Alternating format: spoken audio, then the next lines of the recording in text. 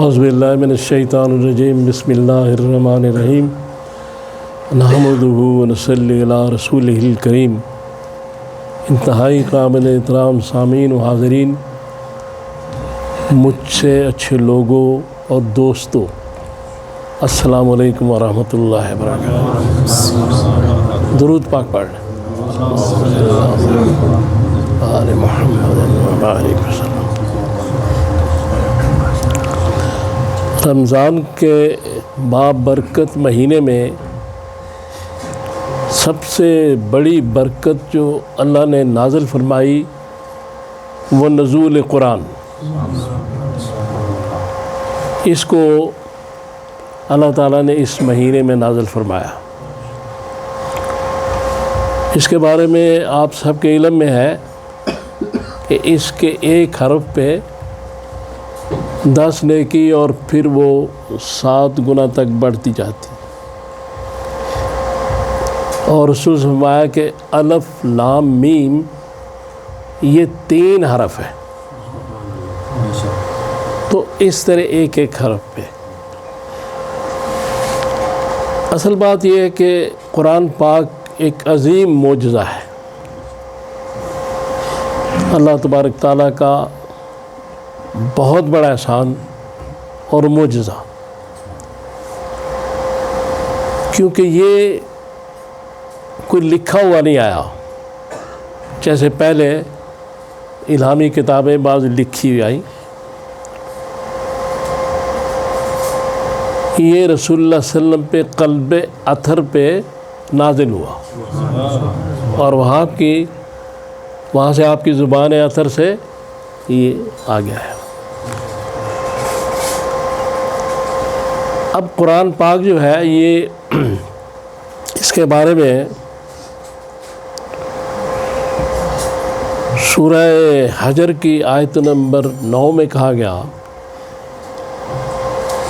اللہ تعالیٰ نے فرمایا کہ ہم نے ہی اس کو نازل فرمایا ہے اور ہم ہی اس کی حفاظت کریں گے۔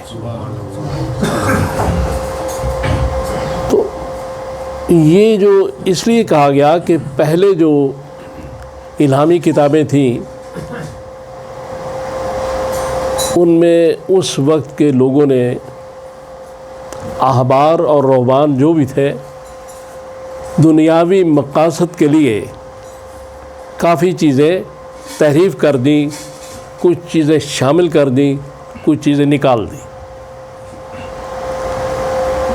لہذا قرآن پاک کی حفاظت کا ذمہ اللہ تعالیٰ نے خود اپنے ذمہ لیا کہ اس میں کسی قسم کی تحریف نہیں ہوگی، نہ کوئی چیز زیادہ ہوگی نہ کم کی جائے گی، اور اسی لیے شروع میں کہہ دیا لا ریب فیہ،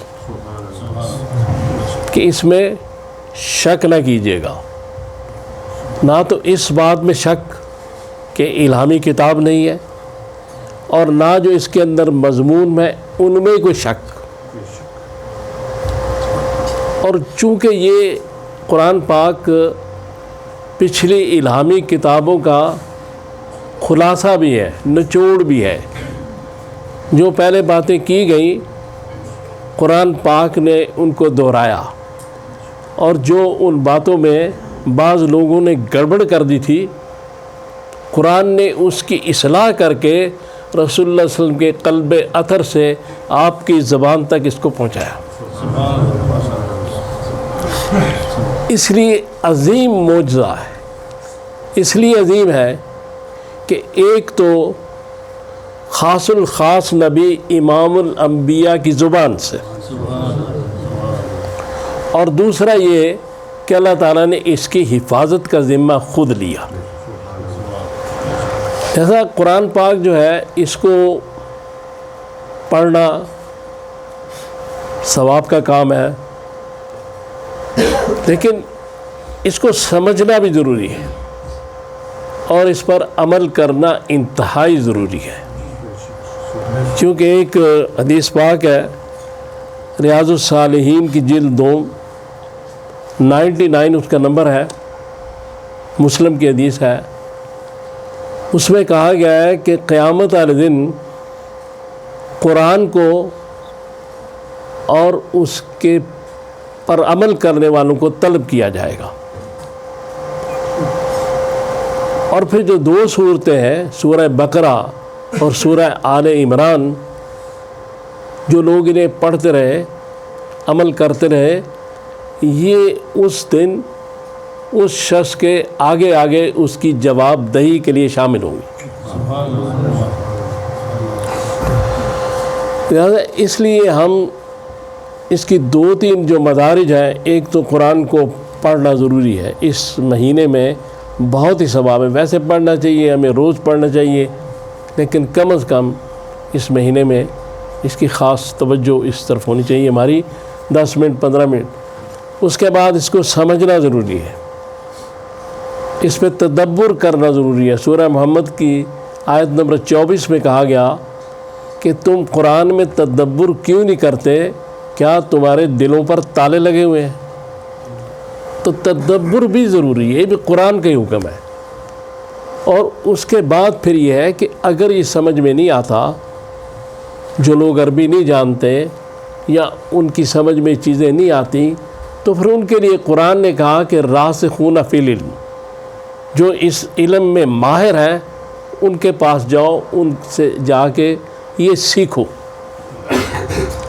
تو اس لیے عذر کوئی نہیں رہے گا کہ میں چونکہ ان پڑھ تھا، میں عربی نہیں جانتا تھا، میں وہ نہیں جانتا تھا۔ انہوں نے اللہ تعالیٰ نے ایسے آدمی وہ بھیجتے رہے ہیں، بھیجتے رہیں گے جن کا قرآن کے ساتھ خاص تعلق ہوتا ہے، اور وہ لوگوں کو اس کی ایکسپلینیشن بیان کرتے رہتے ہیں۔ تو اس لیے یہ چیزیں ضروری ہیں۔ ان میں بڑے بڑے نام ہیں، آپ نے اولیاء کرام، تو ولی اللہ جو ہوتا ہے وہ لغت میں ولی کے معنی متصل ہونا، یعنی ساتھ ہونا، قریب ہونا۔ تو ولی جو ہوتا ہے اللہ کا، وہ اللہ کے قریب ہوتا ہے۔ تو وہی لوگ راسخون فی العلم ہوتے ہیں، چونکہ عامل قرآن بھی ہوتے ہیں اور تقوی والے بھی ہوتے ہیں۔ قرآن پڑھنے سے زبان پاک ہو جاتی ہے، لیکن قرآن پر عمل کرنے سے دل پاک ہو جاتا ہے، روح پاک ہو جاتا ہے، تزکیہ نفس ہو جاتا ہے۔ یعنی عمل بھی کرنا، اس کا بھی ثواب ہے، اس کا بھی ثواب ہے، لیکن جب دل پاک ہو جائے، جب روح پاک ہو جائے، جب تزکیہ نفس ہو جائے، تو پھر رجوع اللہ ہو جاتا ہے اور اللہ کی طرف آدمی بڑھتا جاتا ہے۔ اور پھر یہ بات ہے کہ یہ جو اللہ تبارک تعالیٰ جو ہے، انہوں نے جو یہ کائنات پیدا کی ہے، یہ بے مقصد تو نہیں۔ قرآن میں بھی اس کے بارے میں کہا گیا، اس کا مقصد ہے کوئی، اس میں آپ گھومتے ہیں پھرتے ہیں، حکم بھی دیا گیا کہ اس زمین میں پھرو اور دیکھو۔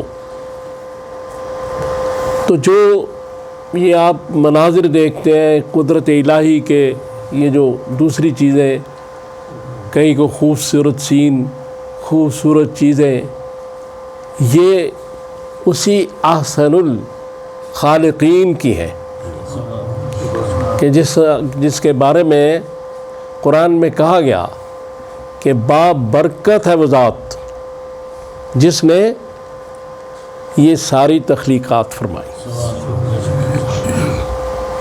اور پھر جو قرآن پاک جو عملی طور پہ رسول اللہ صلی اللہ علیہ وسلم نے عمل کر کے پیش کیا اپنی سیرت پاک سے، تو اس کے بارے میں حضرت عائشہ فرماتی ہیں کہ رسول اللہ صلی اللہ علیہ وسلم کے اخلاق قرآن ہے رسول اللہ صلی اللہ علیہ وسلم کا۔ تو جتنے بھی سیرت پاک ہے، جو احادیث ہے، جو سنت ہے، وہ سب قرآن کی عکاسی کرتی ہیں وہ چیزیں۔ لہذا حضور سرور کائنات صلی اللہ تعالیٰ علیہ وآلہ وسلم کی اتباع جو ہے، اسی پہ چل کر آدمی قرآن پر عمل کر سکتا ہے۔ چونکہ اگر سب سے بہترین کو قرآن کی تفسیر ہے تو وہ رسول اللہ صلی اللہ علیہ وسلم کی عملی زندگی ہے۔ اس سے بہتر قرآن پاک کی کوئی تفسیر نہیں ہے۔ تو ہم مسلمان ہیں، ہم کلمہ گو ہیں، کلمہ پڑھتے ہیں، تو قرآن نے اس لیے یہ بات کہہ دی کہ تم اس قرآن سے اگر ہدایت حاصل کرنا چاہتے ہو تو پھر تمہیں تقوی اختیار کرنا پڑے گا، ھدی للمتقین۔ تو تقوی جب حاصل کیا جاتا ہے، جب آدمی پاک ہونا چاہتا ہے، تزکیہ نفس کرنا چاہتا ہے، تو اسے گناہ چھوڑنے پڑتے ہیں۔ اور اس مہینے میں تو خصوصی طور پہ ہمیں خاص توجہ گناہوں کو چھوڑنے کی طرف بھی رکھنی چاہیے۔ باقی عبادات تو اپنی جگہ ہے، تو اللہ تعالیٰ سے دعا کریں اللہ تعالیٰ مجھے اور آپ کو توفیق دے کہ میں نے جو باتیں کی ہیں ہم ان پہ عمل کر سکیں۔ صلی اللہ تعالیٰ علی خیر خلقی محمد و آلہ و صحبہ اجمعین برحمتک یا